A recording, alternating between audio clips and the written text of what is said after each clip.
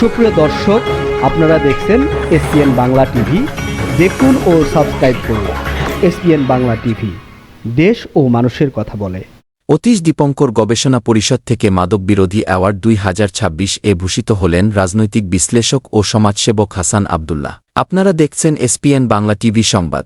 25 June 2026 Bangla একাডেমির আল মাহমুদ কর্নারে অতীশ দীপঙ্কর গবেষণা পরিষদ আয়োজিত শীর্ষক আলোচনা সভা ও মাদক বিরোধী অ্যাওয়ার্ড 2026 প্রদান অনুষ্ঠান অনুষ্ঠিত হয়।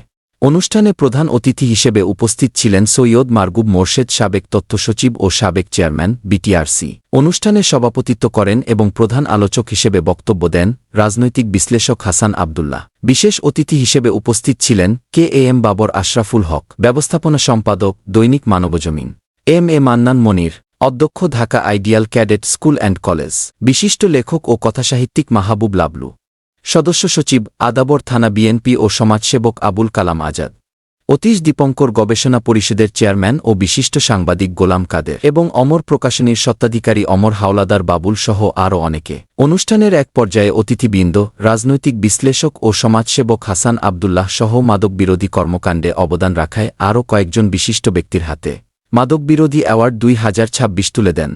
এসপিএন বাংলা টিভি দেখুন, লাইক করুন, শেয়ার করুন, সাবস্ক্রাইব করুন, আমাদের সঙ্গে থাকুন। সাংবাদিক আজিজুল হক মিন্টুর প্রতিবেদন দেখুন।